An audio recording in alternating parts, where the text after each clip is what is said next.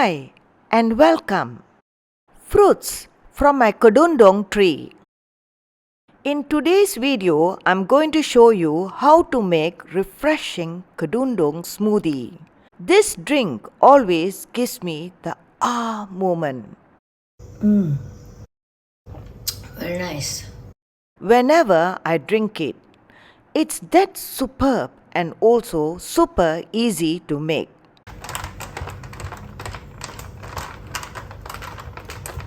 This video also highlights the health benefits of Kedondong. Hope it motivates you to drink this juice more often. Now, let me first introduce my Kedondong tree that I have been growing for the past 5 years. The scientific name for this fruit is Spondias Dulcis. In Malaysia and Indonesia, it is commonly known as Kedondong. Kedondong is a fast-growing tropical tree. It can be easily propagated from seed. The Kedondong tree I'm growing here is the dwarf variety. I planted this tree from seed. It started producing fruits after only a year I planted. This mature Kedondong tree has a height of 5 feet only. The Kedondong tree bears fruits abundantly and the fruits are found in clusters. These edible fruits have a tough skin outside and a hard and crunchy flesh inside, with a fibrous pit at the center. The fibrous pit holds the seed for this plant. The Kedondong fruit is always eaten raw and while still green. The ripe fruit is golden yellow. Young green Kedondong fruits are more favored than the ripe ones as they are crunchy and sour.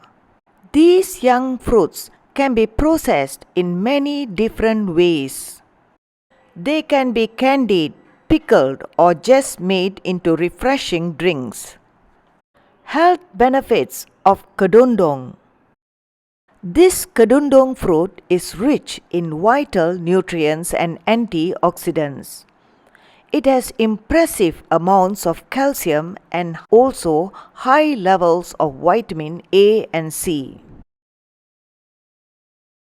These two vitamins are the natural antioxidants that help us counter free radical damage. They also boost our natural immune system. Juicing the Kedondong fruit to make refreshing Kedondong smoothie.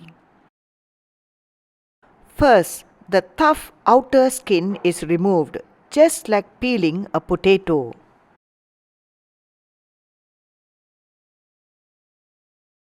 Next, any marks of fruit damage or insect borings are also removed.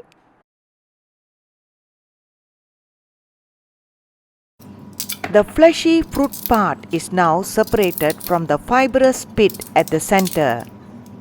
The fibrous pit is very hard and the knife will not cut through. This fibrous pit is discarded. The flesh is cut and pulled upwards, separating the fruit chunks from the fibrous pit.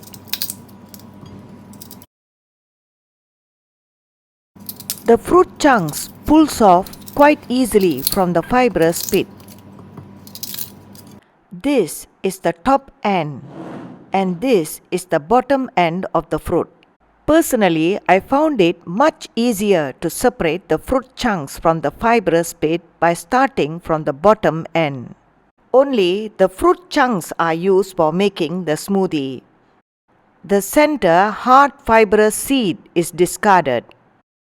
Now I have gathered enough fruit to make 2 tall glasses of Kedondong smoothie. I first filled the 2 blender jars with Kedondong fruit chunks equally. Added a tablespoon of sugar into each blender jar.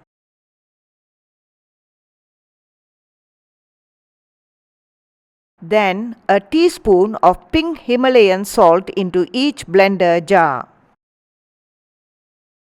And finally, a tablespoon of lime juice into each of the blender jars. Here, I'm using processed lime juice from Thailand. It's of course better to use freshly squeezed lime or lemon juice for this purpose. Finally, 100 ml of water is added into each blender jar to facilitate blending. The mixture is blended fine until all the sugar and salt has dissolved. The mixture can now be made into a refreshing smoothie drink. To make that cool, refreshing Kedondong smoothie, ice is added and blended once more.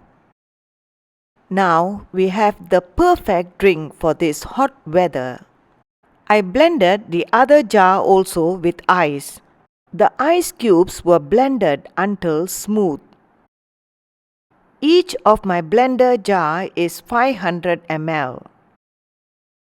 Yes, this is about a liter of Kedondong smoothie drink, made with just 10 medium-sized Kedondong fruits. The Kedondong smoothie really looks appetizing now. It has a layer of white frosting at the top. This makes it even more appetizing. Now for a taste of this Kedondong smoothie.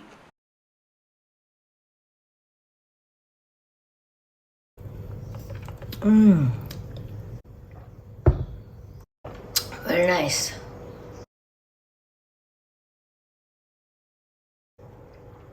Very refreshing.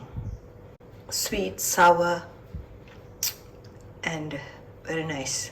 Mild flavor. Look at the color. Green. Green, juicy. Love this drink.